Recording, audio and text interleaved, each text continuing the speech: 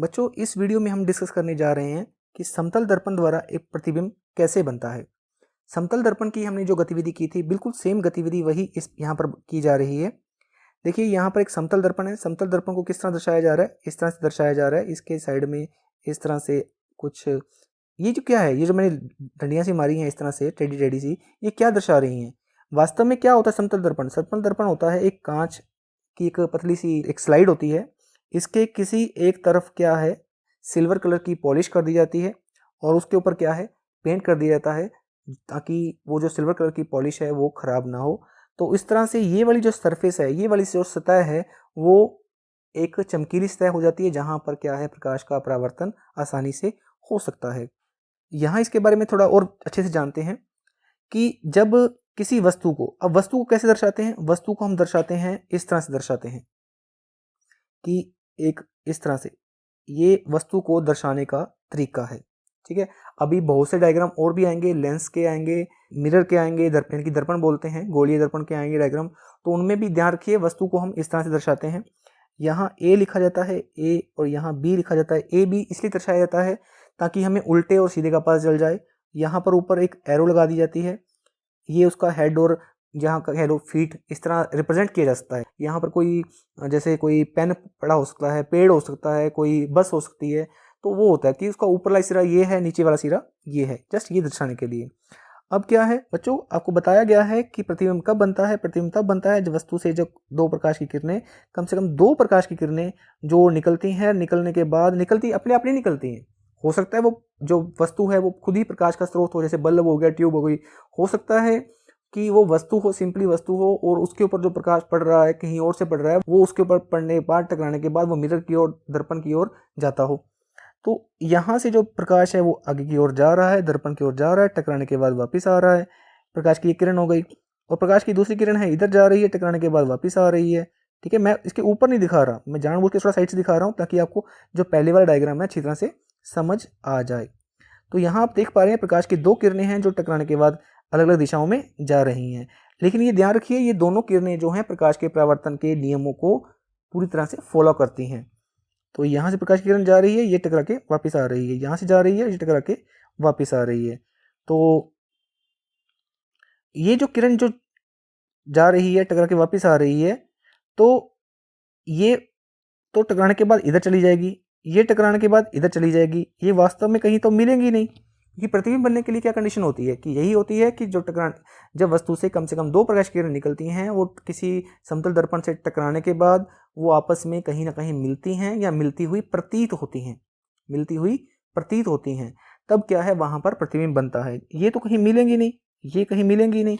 जब मिलेंगी नहीं तो इनको दर्पण के पिछली ओर इनको बढ़ा दिया गया है, डॉटेड करके। ठीक है, रोटेट करके बढ़ा दिया गया है। अब देख पा रहे हैं, अच्छी तरह से देख पा रहे हैं। ये देखिए पीछे दानेदार बढ़ाई हुई है, क्योंकि ये किरण इधर जा रही थी। ये माना जा सकता है कि ये जो प्रकाश की किरण है ये यहाँ से आ रही है। ये माना जा सकता है कि ये जो प्रकाश की किरण है ये यहाँ से आ रही है। मतलब ये पीछे दर्पण के पीछे यहाँ पर मिली थी, यहीं पर मिली होंगी, तभी तो प्रकाश की किरणें यहाँ जा रही हैं। और ये जा कहाँ रही हैं? ये जा रही हैं मनुष्य की आंख की ओर, मनुष्य के नेत्र की ओर जा रही हैं। जब मनुष्य का नेत्र यहाँ पर इन दोनों प्रकाश की किरणों के, इन दोनों प्रकाश की किरणों के सामने आएगा, तब उसको ये वस्तु दिखाई देगी, ये वाली वस्तु दिखाई देगी। कहाँ से दिखाई देगी, कहाँ पड़ी हुई नजर आएगी? उसको नजर आएगी इस बिंदु पर, यहाँ पर पड़ी हुई नजर आएगी। क्यों? क्योंकि जो आंख को, इस जो बंदे की जो आंख है, उसको यही महसूस होगा कि प्रकाश की किरणें उसको यहाँ से नजर आती, यहाँ से आती हुई नजर आ रही हैं। तो उस बंदे को लगेगा कि वस्तु कहाँ है, इस बिंदु पर पड़ी है, इस बिंदु पर। थोड़ा क्लियर करते हैं डायग्राम। तब उस बिंदे जो यहाँ पर आंख थी, उसको ये लगेगा कि वस्तु वास्तव में उसको यहाँ पर लग रही होगी। एक्चुअल में तो वस्तु यहाँ पड़ी है, लेकिन इस वस्तु का जो प्रतिबिंब है वो यहाँ बन रहा है। कैसे महसूस होगा? क्योंकि इस आंख के पास जो लाइट, जो किरणें हैं, प्रकाश की किरणें हैं, वो यहाँ से आ रही हैं। ठीक है ना? जब प्रकाश की किरणें यहाँ से आ रही हैं तो यहाँ प्रतिबिंब बन गया। ध्यान दीजिए, यह प्रतिबिंब कहाँ बना है? यह प्रतिबिंब दर्पण के पीछे बना है। जब प्रतिबिंब दर्पण के पीछे बना है तो क्या किरणें वास्तव में मिली? पहले बताओ, क्या किरणें वास्तव में मिली थी? सोचो सोचो, जो प्रकाश की किरणें इधर गई, ये तो इधर गई, क्या प्रकाश की किरणें वास्तव में मिली थी? नहीं मिली ना। जब प्रकाश की किरणें वास्तव में मिली ही नहीं तो क्या यह वास्तविक प्रतिबिंब होगा? नहीं। बिल्कुल सही सोचा आपने, आपने बिल्कुल सही सोचा, यह प्रतिबिंब वास्तविक प्रतिबिंब नहीं होगा, क्योंकि इसकी जो किरणें हैं वो वास्तव में नहीं मिली, यह मिलती हुई प्रतीत होती थी। इस आंख को जस्ट मिलती हुई प्रतीत हुई कि ये यहां दर्पण के पीछे मिल रही हैं। क्या आप दर्पण के सामने खड़े हो, क्या आप दर्पण के, जो वो आपकी तस्वीर है आपके दर्पण के पीछे बन रही है, क्या आपको ऐसा लग रहा है कि आप दर्पण के पीछे खड़े हो? आपको लग रहा है पर हो तो नहीं ना आप दर्पण के पीछे। जब दर्पण के पीछे नहीं हो तो मतलब क्या है? वो प्रतिबिंब क्या है? आभासी प्रतिबिंब है। ठीक है ना। तो इस तरह का प्रतिबिंब जो किरणों के वास्तविक रूप से मिलने से नहीं बनता है उसे आभासी प्रतिबिंब कहते हैं। तो यानी कि समतल दर्पण से बना हुआ जो प्रतिबिंब है वह आभासी प्रतिबिंब होता है। यहां पर एक बात और है, देखिए ये दूरी मतलब दर्पण से प्रतिबिंब की दूरी और दर्पण से वस्तु की जो दूरी है वो समान है। ठीक है ना, एक समान दूरी है। और एक बात और खास है, यहां पर वस्तु की जो ऊंचाई है वो प्रतिबिंब की ऊंचाई के बराबर है।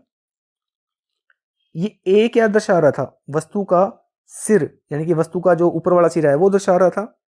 यहां पर ए डैश, ए देखो सिर्फ, ए क्या दर्शा रहा है? यहां पर भी यहां पर प्रतिबिंब का जो सिरा है, ऊपरी सिरा है वो दर्शा रहा है। डैश, जो डैश है ये सिर्फ ये दर्शा रहा है कि ये प्रतिबिंब का है बस। प्रतिबिंब का ऊपरी सिरा, प्रतिबिंब का निचला सिरा, वस्तु का ऊपरी सिरा, वस्तु का निचला सिरा। तो यानी कि दो, अगर वस्तु का ऊपर सिरा ऊपर है तो प्रतिबिंब का भी सिरा, ऊपर का सिरा ऊपर ही है। यानी कि यहां हम कह सकते हैं कि जो प्रतिबिंब बना है वो सीधा बना है। ठीक है, प्रतिबिंब सीधा है। और प्रतिबिंब कैसा है? ये वाला आभासी।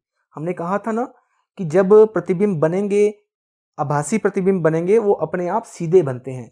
ठीक है ना। अब यहां इस एक्टिविटी में आप समझ गए हैं कि जो प्रतिबिंब हैं आभासी प्रतिबिंब हमेशा सीधे बनते हैं। अब एक और चीज बात है जो समझने की है यहां पर बच्चों, एक सवाल आपके माइंड में आ रहा होगा कि क्या ये प्रकाश की किरणें हैं? नहीं, ये प्रकाश की किरणें नहीं है। ये प्रकाश की किरणों को बस ज्योमेट्रिकली पेपर के ऊपर दर्शाया गया है। ठीक है, ये वास्तव में प्रकाश की किरण थोड़ी है। हाँ, प्रकाश की किरणों का जो वास्तविक जो व्यवहार होता है कि प्रकाश की किरणों के साथ होता क्या है, कहाँ जाती है, ऐसे होता है वैसे होता है, उन प्रकाश की किरणों का जो वास्तविक व्यवहार है वो इस तरह से हम ज्योमेट्रिकली तरीके से पेपर के ऊपर दर्शाते हैं। एक बात और है, जो ये वस्तु है, वस्तु की जो समतल दर्पण से दूरी होती है उसको हम u से दर्शाते हैं। ध्यान रखिएगा, आगे बहुत से डायग्राम आएंगे तो उनमें वस्तु की दर्पण से दूरी, वस्तु की जो लेंस से दूरी, जो भी दूरी होगी वो क्या क्या कहलाएगी? u से दर्शाएंगे। और यहां पर जो वस्तु की जो प्रतिबिंब है उसकी दर्पण से जो दूरी होगी उसको हम v से दर्शाते हैं। ठीक है बच्चों, इसकी विशेषताओं के थोड़ा सा हम द्वारा देखते हैं एक बार। तो आप यहां देख सकते हैं कि जो हमने बताया, समतल दर्पण द्वारा बना हुआ प्रतिबिंब आभासी तथा सीधा होता है। प्रतिबिंब का आकार वस्तु के आकार के बराबर होता है। प्रतिबिंब दर्पण से उतने ही पीछे बनता है जितनी वस्तु की दर्पण से दूरी होती है। और जो प्रतिबिंब है पार्श्व परिवर्तित होता है। ये पार्श्व परिवर्तित क्या होता है इसके बारे में जानते हैं थोड़ा सा और। बच्चों, आप स्क्रीन पर देख पा रहे हैं, आपके सामने एक फोटो दिखाई दे रही है जिसमें हमने दो आदमी दिखाए हुए हैं या दो इंसान दिखाए हुए हैं। तो क्या ये दो हैं? नहीं, ये मैंने एक ही इंसान के दो चेहरे लिए हुए हैं, जिसमें मैंने ये बीच में एक समतल दर्पण रखा हुआ है। ये जो है असली आदमी है और ये उसका प्रतिबिंब है। ये मान लो ऑब्जेक्ट कह लो और ये उसकी इमेज कह लो। ठीक है, और ये ऑब्जेक्ट है, ये इसकी इमेज है, प्रतिबिंब है। ध्यान दीजिए, दर्पण से अब जब देखते हैं कुछ डिफरेंस नजर आ रहा है इसमें। ध्यान दीजिए, बिल्कुल बिल्कुल सही कह रहे हैं आप। ये उसका नाक है, ये नाक की तरफ देखिए, और कुछ देखिए, यहां देखिए, यहाँ देखिए, ठीक है, ये वाला कट देखिए, देखिए ये वाला कट। तो कहने का अर्थ है, अगर एक चीज और देखिए, अर्थ पे जाने से पहले कुछ और देखते हैं अभी। अगर यहां पर मैं ए लिखता हूं, यहां पर भी उसका जो प्रतिबिंब है वो भी ए नजर आएगा। यहां बी लिखता हूं तो यहां पर कैसे नजर आएगा, ऐसे बी नजर आएगा। तो ये बी का अगर हम बात करें, ये बी का लेफ्ट पोर्शन है, ये राइट पोर्शन है। अब प्रतिबिंब में ये राइट है, ये लेफ्ट है, ठीक है, देख पा रहे हैं। तो इस तरह लेफ्ट का जो पोर्शन है वो इस तरफ हो गया, राइट का जो पोर्शन है वो इस तरफ रह गया। तो जब एक वस्तु का जब हम समतल दर्पण द्वारा प्रतिबिंब देखते हैं, तब वहां पर दायां भाग जो है वो बाईं ओर प्रतीत होता है और बायां भाग जो है वो दाईं ओर प्रतीत होता है। इस चीज को, इस तरह के परिवर्तन को क्या बोलते हैं, पार्श्व परिवर्तन बोलते हैं। इंग्लिश में क्या बोलते हैं, लेटरल इन्वर्जन बोलते हैं, लेटरल इन्वर्जन या फिर पार्श्व परावर्तन। इसका कोई बढ़िया सा उदाहरण दे सकते हैं, इसके ऊपर क्वेश्चन भी आता है एक, इसका क्वेश्चन एम्बुलेंस के ऊपर कुछ सोचिए, सोचिए ना कि एम्बुलेंस के जो आगे, बिल्कुल आगे फ्रंट पर लिखा होता है एम्बुलेंस। ऑब्वियसली बात है, एम्बुलेंस के आगे एम्बुलेंस ही लिखेंगे और कोई फायर ब्रिगेड थोड़ी लिखेंगे, है ना।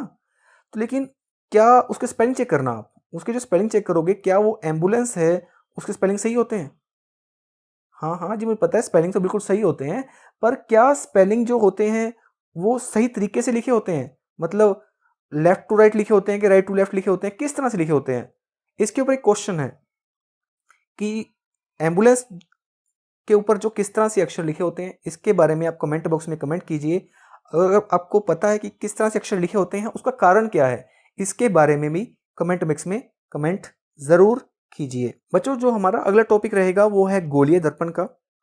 गोलीय दर्पण क्या होते हैं? अभी तक हमने समतल दर्पण किया है, अगले टॉपिक में हम पढ़ेंगे गोलीय दर्पण। गोलीय दर्पण होते क्या हैं, गोलीय दर्पण कितने प्रकार के होते हैं और गोलीय दर्पणों के क्या उपयोग हैं, गोलीय दर्पणों के अंदर किस प्रकार से परावर्तन होता है, उसके अंदर विभिन्न प्रकार की जो स्थितियां हैं जिनमें वस्तु को रखा जा सकता है, गोलीय दर्पण के मुख्य भागों के बारे में हम विस्तार पूर्वक जानेंगे। देखते रहिए वीडियो के हर भाग को। इस लेसन को अच्छे से समझने के लिए वीडियो को अंत तक जरूर देखें।